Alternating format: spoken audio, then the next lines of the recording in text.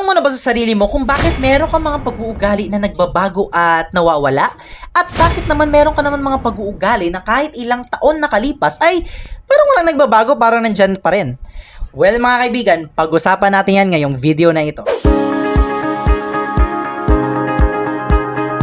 What's going on, Reapers? Welcome back to another episode of Introduction in Psychology.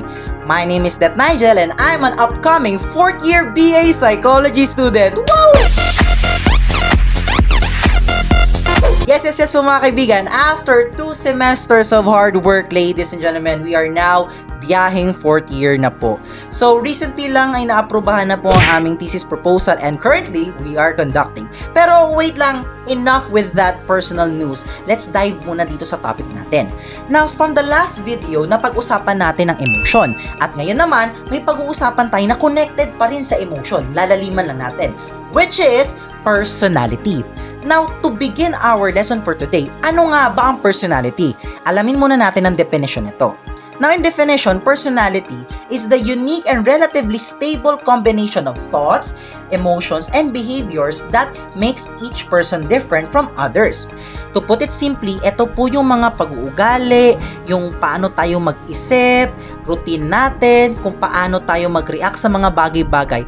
Kumbaga, yung mga patterns na yon na paulit-ulit, that makes us our personality. Kaya, main reason, meron po tayong kasabihan na lahat tayo ay special because lahat tayo ay may kanya-kanyang ugali, may kanya-kanya po tayong routine, may kanya-kanya rin po tayong prinsipyo. So kapag narinig nyo na each and every one of us is special, well, totoo yun. Now, to dive in deeper dito sa personality, meron tayo parang 3 concept na parang ang dami yata mga tao na ko-confuse, which is trait, personality, at characteristic. Ngayon, ano bang pinagkaiba ng tatlo na ito? Pag-usapan natin yan. So firstly, ang personality, ito yung overall pattern of a person's thoughts, feelings, and behaviors that makes them unique. For example, meron kang isang taong kilala, mabait siya na tao, that is his overall personality, mabait siya. Now, ano naman yung trait? Ang trait po mga kaibigan is a consistent and enduring quality that influence how a person usually thinks, feels, or behaves. For example, itong tao na tong mabait na to, nakita mo na every time may nakikita siyang mga tao na nangailangan ng tulong, ay automatic tumutulong siya. So matulungin siya.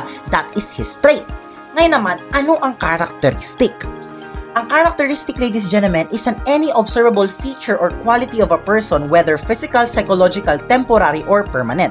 So, ang characteristic po mga kaibigan is ito yung mga, ito na may observable feature. Like for example, nakita nyo, every time na tumutulong siya, palangiti siya. So, that smile and that behavior na matulungin siya reinforces his personality na mabait. Now, balik tayo sa question natin in the beginning of the video. Bakit meron ka mga pag-uugali na nagbabago at meron ka mga pag-uugali na hindi nagbabago? Well, ladies and gentlemen, ang nagbabago po sa atin is yung characteristic kasi temporary lang yan. Or let's say yung trait nagbabago rin yan, depende kung paano tayo mag-react sa isang bagay.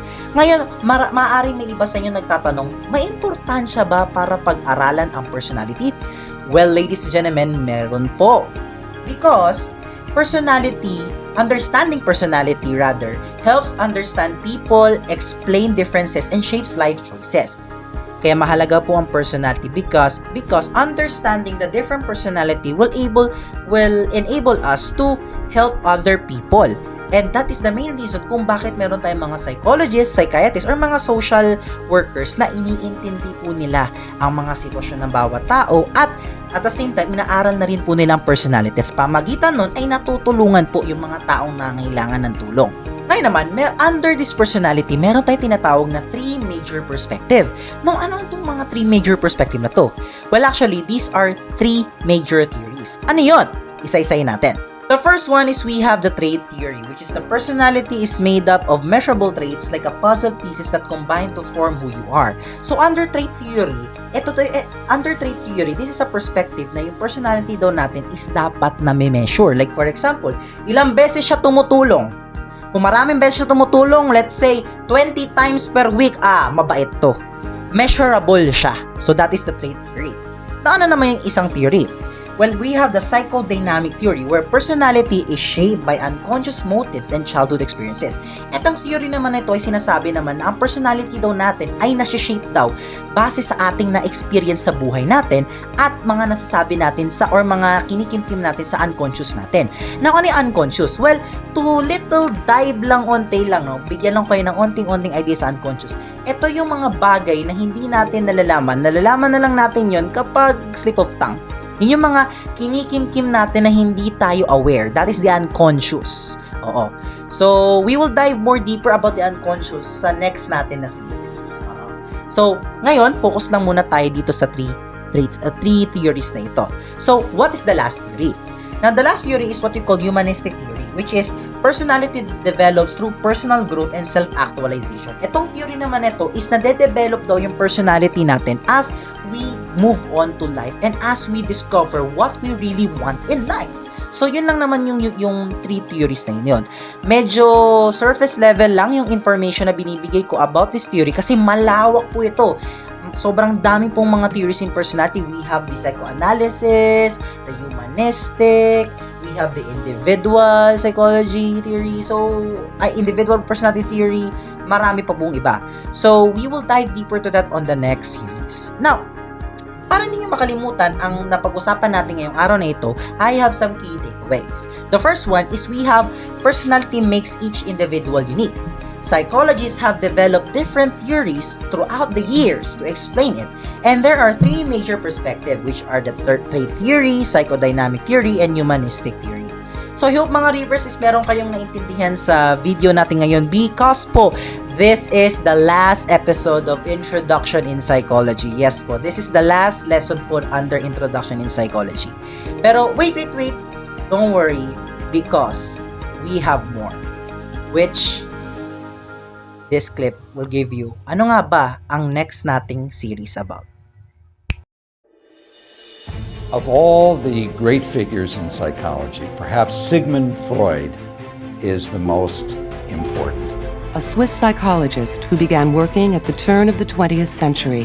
I discovered 20 years ago the inferiority complex which had been... Erik Erikson was a German-American psychologist who, together with his wife Joan, became known for his work on psychosocial development. Allport believed that the key to understanding human psychology lies in the study of the individual. Consequent on cognitive treatment and on behavioral treatment is really no different. Theory of the Big Five personality traits claims that we can describe ourselves with five main characteristics. American psychologist Abraham H. Maslow stands as one of the most influential figures in humanistic To psychology. these moral standards, we do things that give us a sense of self-worth and pride. He is B.F. Skinner, Professor of Psychology at Harvard.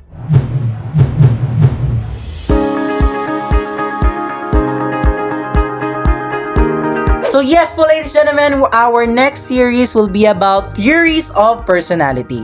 So currently, binabasa ko po yung libro na recommended sa amin ng prof namin. So this is the book that is recommended to us, Theories of Personality by Jess Fisk, Gregory Fisk, and Tommy Ann Roberts. So currently, binabasa ko pa siya kasi kailangan ko muna itong reviewin bago ko syempre i-share sa inyo.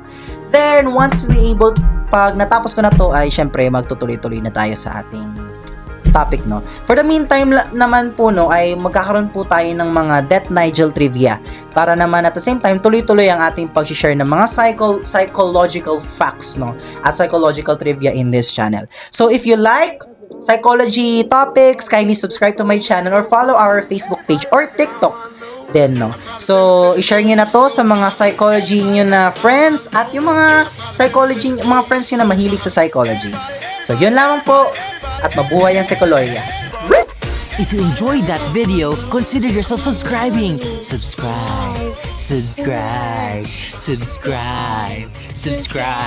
Follow our FB page and TikTok too. Subscribe. Subscribe.